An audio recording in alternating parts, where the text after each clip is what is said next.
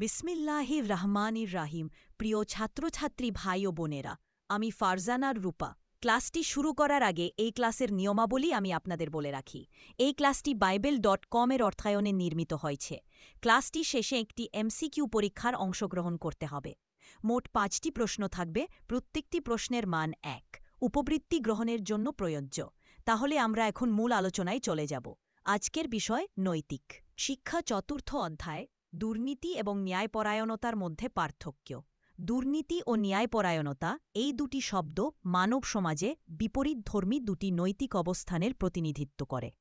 একদিকে দুর্নীতি সমাজের অগ্রগতিকে বাধাগ্রস্ত করে, অন্যদিকে ন্যায়পরায়ণতা সমাজে সুবিচার ও সমতা প্রতিষ্ঠা করে। এই অধ্যায়ে আমরা এই দুটি গুণাবলীর মধ্যে পার্থক্য বিশ্লেষণ করব। বাস্তব জীবনের প্রেক্ষিতে উদাহরণ তুলে ধরব এবং শিক্ষার্থীদের নৈতিক মূল্যবোধ গঠনে সহায়তা করব। একটি দুর্নীতি একটি নৈতিক অবক্ষয়। একটি দুর্নীতির সংজ্ঞা: দুর্নীতি বলতে বোঝায় ব্যক্তিগত লাভের উদ্দেশ্যে কর্তব্যী অবহেলা বা ক্ষমতার অপব্যবহার। এটি হতে পারে অর্থনৈতিক, সামাজিক বা রাজনৈতিক। দুর্নীতির ধরন: আর্থিক দুর্নীতি, ঘুষ গ্রহণ করা, প্রতারণা করা। প্রশাসনিক দুর্নীতি, অবৈধ সুবিধা প্রদান। নিয়োগে পক্ষপাতিত্ব।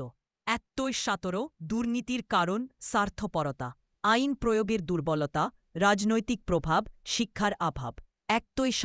দুর্নীতির ফলাফল: সমাজে অবিচার বৃদ্ধি, অর্থনৈতিক বৈষম্য, আইন শৃঙ্খলার অবনতি। 2. ন্যায়পরায়ণতা, নৈতিক সাহস ও সততার প্রতীক। 2.1 ন্যায়পরায়ণতার সঙ্গ: ন্যায়পরায়ণতা হল সত্য, সততা এবং ন্যায়ত্বর ভিত্তিতে সিদ্ধান্ত গ্রহণ ও কাজ করা। 2টি ন্যায়পরায়ণ ব্যক্তির বৈশিষ্ট্য: সত্যবাদিতা, নিরপেক্ষতা, দায়িত্বশীলতা, মানুষের আস্থা বৃদ্ধি, নেতৃত্বের মান উন্নয়ন, শিশু কিশোরদের নৈতিক শিক্ষা। দুর্নীতি বনাম ন্যায়পরায়ণতা। তুলনামূলক বিশ্লেষণ বিষয়: দুর্নীতি, ন্যায়পরায়ণতা। নৈতিকতা, অবক্ষয়, উন্নত উদ্দেশ্য, ব্যক্তিগত লাভ, সমষ্টিগত কল্যাণ, ফলাফল: সমাজে অবিচার, সমাজে সুবিচার। নেতৃত্ব: দুর্বল ও লোভী, নীতিনিষ্ঠ ও সাহসী। উদাহরণ: ঘুষ গ্রহণকারী কর্মকর্তা, সত্যবাদী বিচারক। বাস্তব জীবনের উদাহরণ: 4 দুর্নীতির উদাহরণ: একজন কর্মকর্তা করদাতার কাছ থেকে ঘুষ গ্রহণ করে, প্রকৃত তথ্য গোপন করে।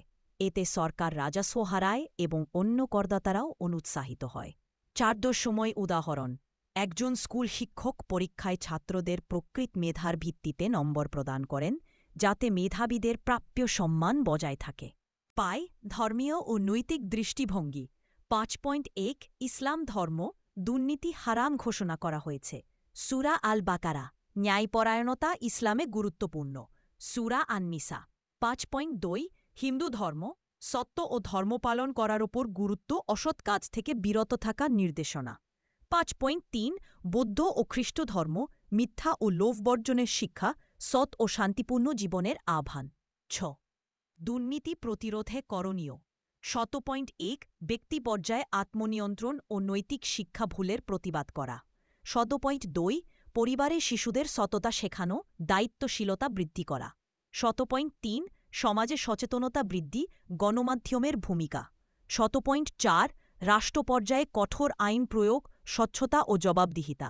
7 শিক্ষা প্রতিষ্ঠানে ন্যায়পরায়ণতার চর্চা, পরীক্ষায় জালিয়াতি বন্ধ, শিক্ষক ও শিক্ষার্থীদের মধ্যে ন্যায় আচরণ, নেতৃত্ব ও ক্লাস ক্যাপ্টেন নির্বাচন প্রক্রিয়া নৈতিকভাবে করা। 8 অনুশীলনী, ক্রিয়েটিভ প্র্যাকটিস। 1 রচনামূলক প্রশ্ন: দুর্নীতি সমাজে কিভাবে ছড়িয়ে পড়ে তা বিশ্লেষণ কর। 2 একজন ন্যায়পরায়ণ নেতার জীবনচরিত রচনা কর। 3 দুর্নীতি প্রতিরোধে একজন শিক্ষার্থীর করণীয় আলোচনা কর।